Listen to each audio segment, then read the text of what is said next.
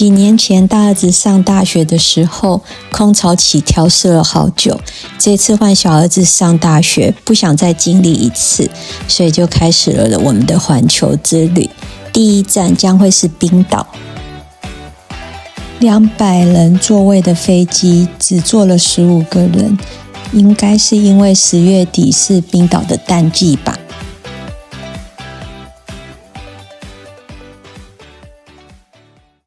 会在冰岛待9天。来冰岛的目的是追极光，还有泡温泉。我们在这个温泉旅馆住了3天2夜，总共泡了4次温泉。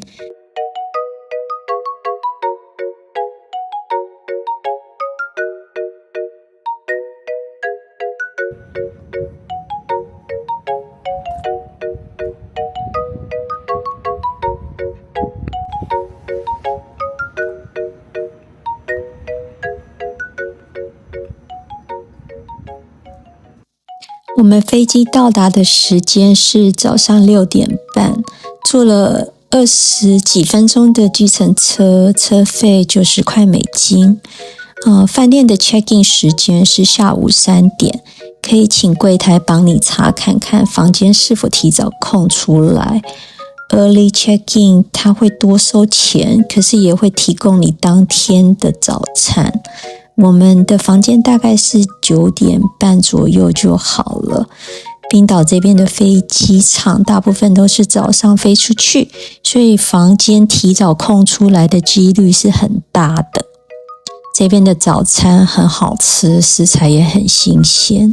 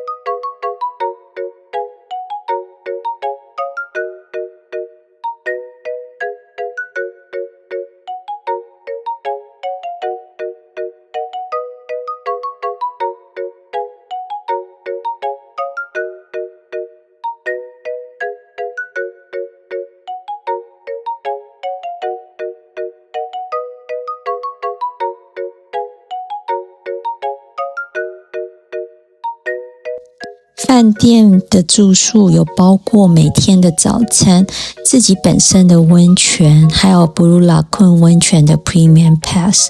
我们住了2晚，拿了2个 Pass。Check out 的48小时内都是可以用的。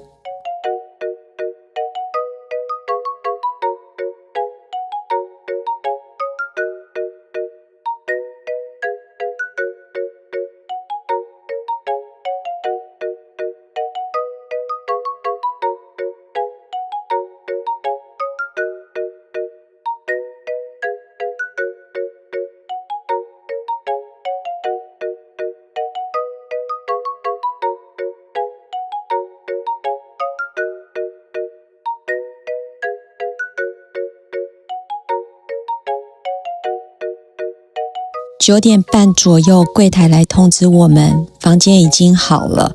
我们多付了168块提早入住。这家饭店一定要提早订房。我4个月前想订 Waterview 的房型，早就卖光了。毕竟这饭店只有35个房间，那水景房也只有5间而已。冰岛的水真的非常好喝，原本我以为温哥华的水是最甜最好喝的，可是喝了冰岛之后，我才发现目前最好喝的水在这里。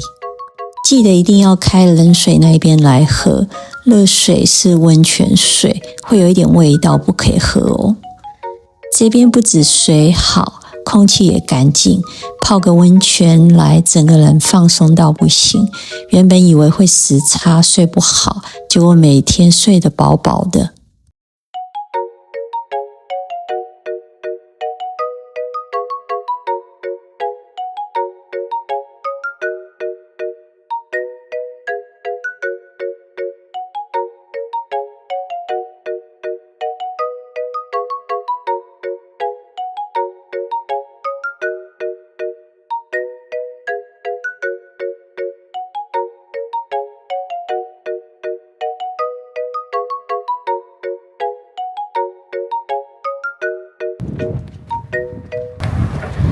走在这边真的很舒服，因为空气非常的好，风是有点大，可是还好。饭店本身只提供早餐，没有其他餐厅，所以吃正餐的话要走大概7分钟到 Blue Lagoon， 或者是也可以搭饭店的接驳车，大概10分钟。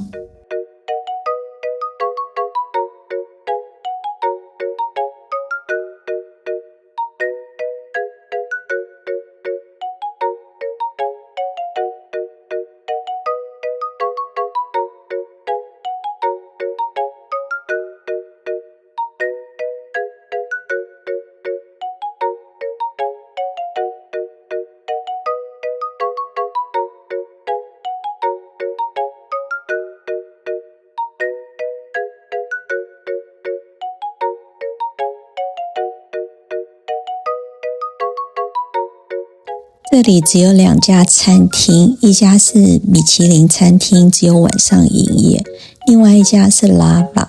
这几天我们几乎把 Lava 菜单上的主菜都吃了一轮，每一道都好吃。我自己最爱的是鱼料理，建议大家可以请饭店柜台帮忙提早定位，或者是避开吃饭用餐时间来，才不用排队哦。这边的面包真的非常好吃，外面是脆的，里面是很蓬松软软的，然后他自己做的奶油也好香。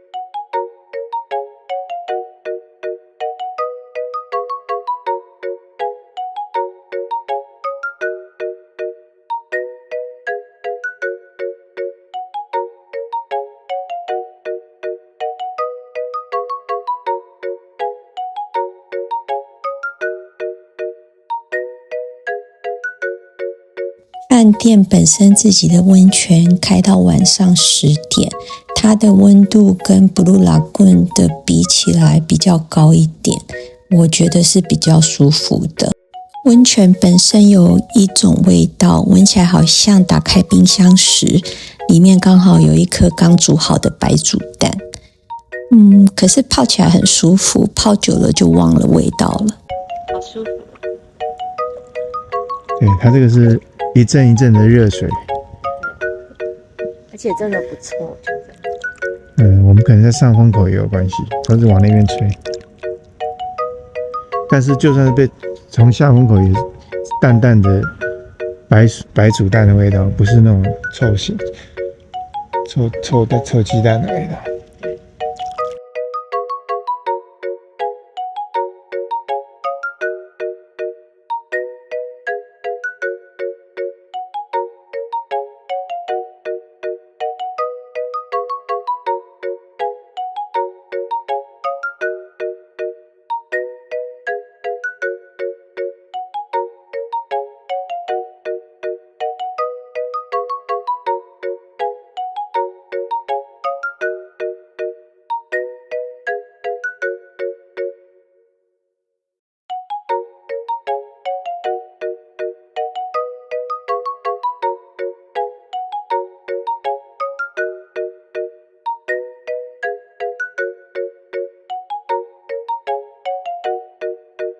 超级期待的，终于可以来尝试 Blue Lagoon 的3个 step 的面膜。第一层的面膜超难涂的，我大概用了快8分钟才把脸涂满，然后用了也大概快5分钟才全部洗了下来。第2层容易多了，然后要记得看时间哦，它每一层的面膜都有规定时间。第3层有2个选择，一个是抗老，一个是保湿。因为我们明天还要再来，所以今天选的是抗老。我们的 Premium Pass 一人有2杯饮料，整个泡下来我觉得很舒服，皮肤也有变好。你觉得皮肤有变好吗？变紧，舒服吗？不舒服啊，变紧的会舒服。赖皮狗喜欢松点。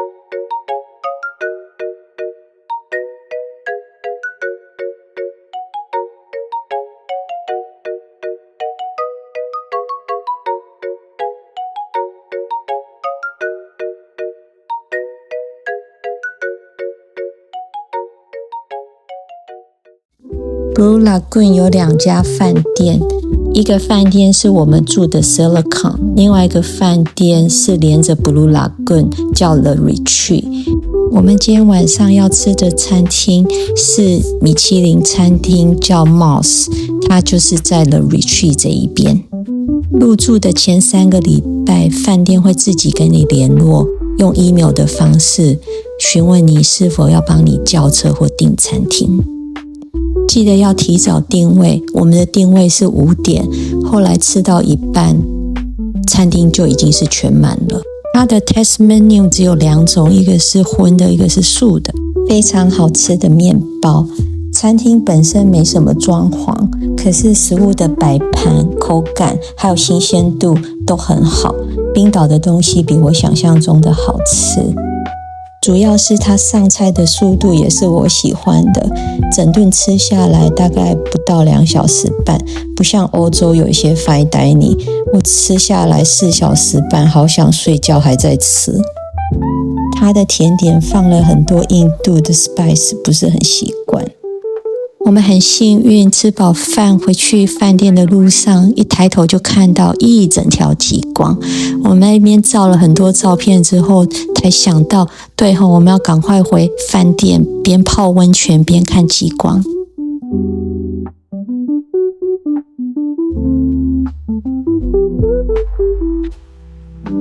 太棒了！在泡温泉，真的好漂亮，而且好明显。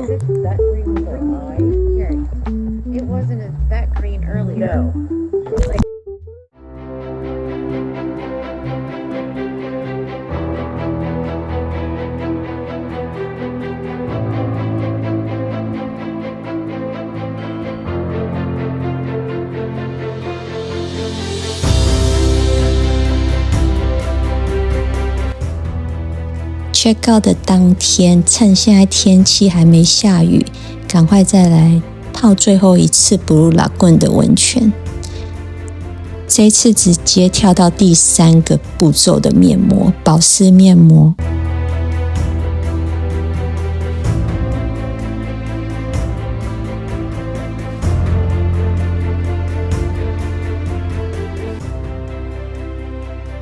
接下来这7天的行程将会由当地的导游跟司机带着我们行动。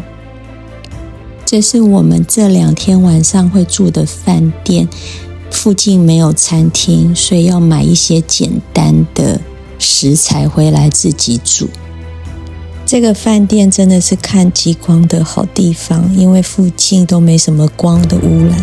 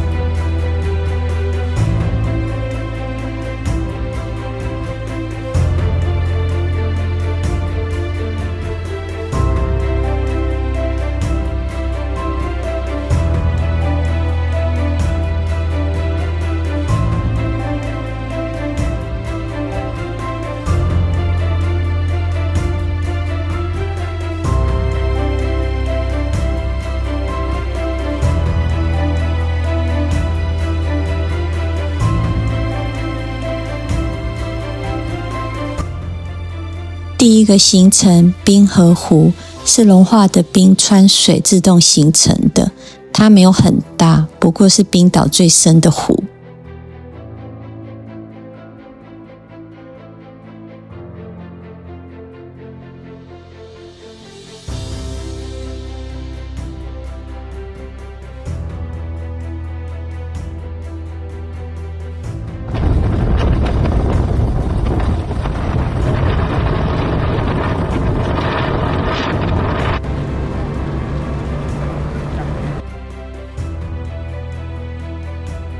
在这里可以参加这个两栖船游湖的行程，除了船员会很细心的做解说之外，这边的景色真的是用照片或影片拍不出来的，现场看会比较震撼。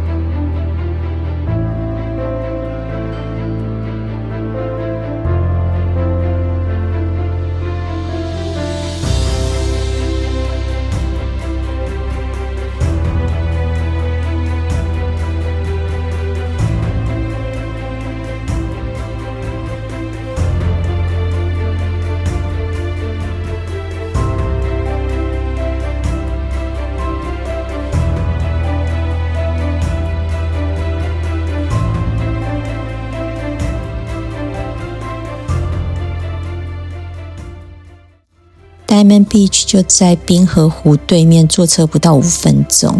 到达的时候刚好是日落，黑色的沙滩、白色的冰，还有层次感橘色的天空，真的好漂亮，好像一幅画。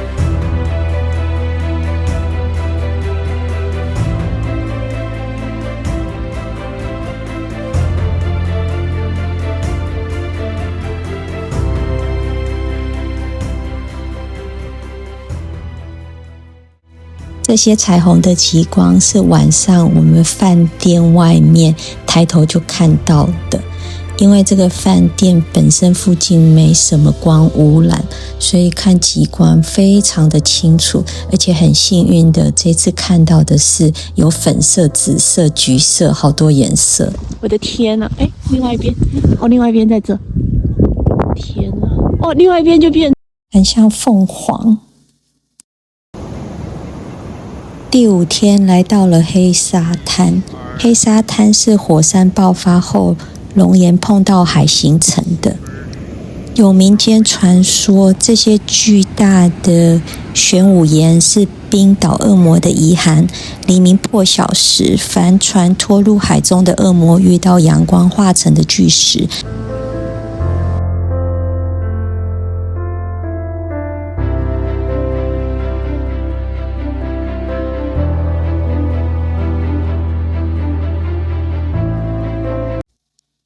根据网络上的资料，瀑布旁边这个阶梯总共527阶，实际走起来，我觉得它的坡度跟台北的象山步道差不多。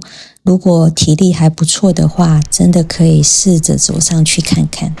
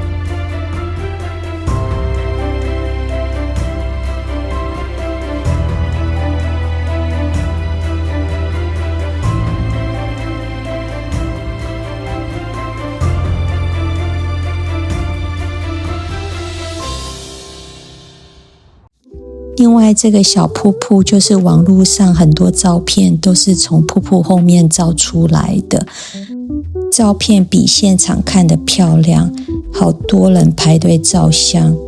天气不好，队伍又动得很慢，我只好在前面打个卡就好。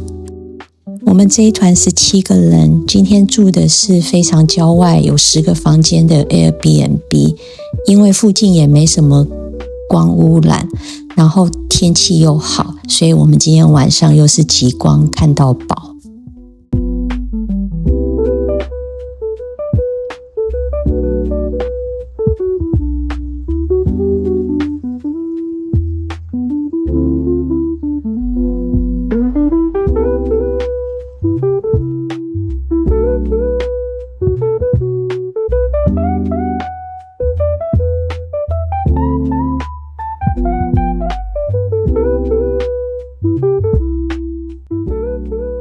第6天行程是要去国家公园走黄金观光路线，第1站是间歇泉，就是定期会喷发水和蒸汽的温泉。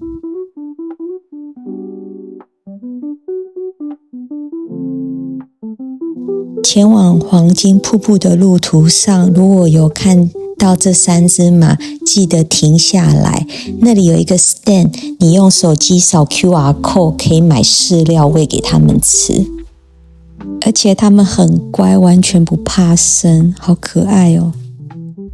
没想到我的人生中真的有一天可以比马高。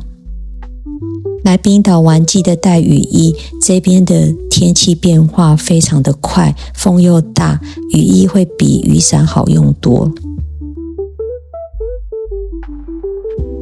这几天玩下来，我觉得冰岛真的适合自驾，因为这边的天气变化的非常的快。如果是自己开车，就可以根据当天的天气或路况去调理，整个行程也会比较自在。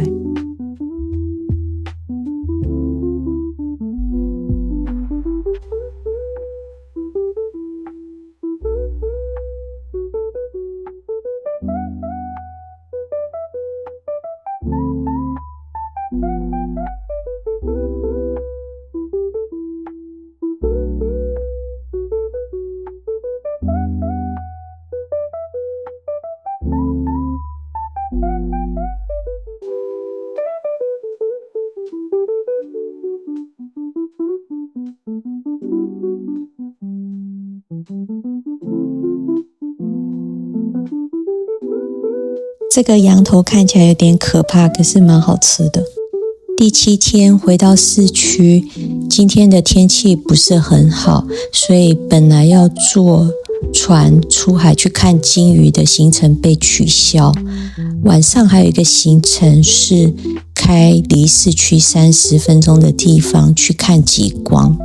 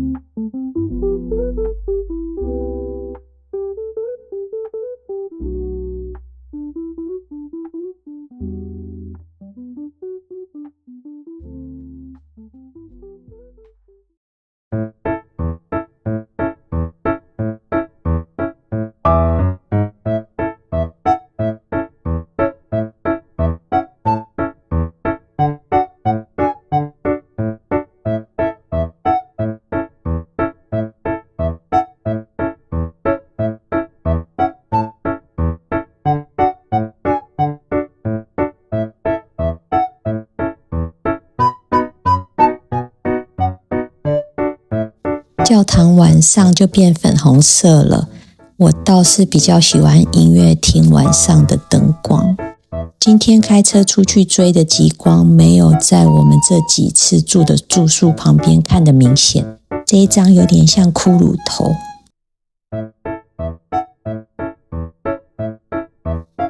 第8天出海看鲸鱼喽。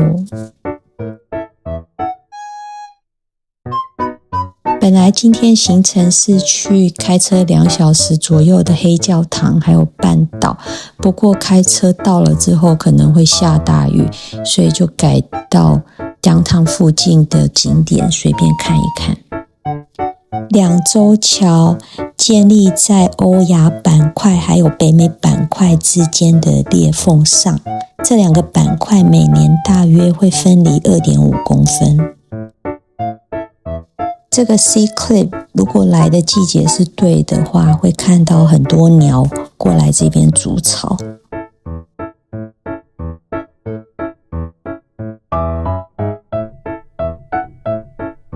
这家只卖汤的餐厅一定要来，我们连续2天晚上都过来喝汤，面包非常好吃，汤也很好喝。9天的冰岛之旅结束了，温泉泡满满，极光看饱饱，非常的满足。下一站我们德国见喽。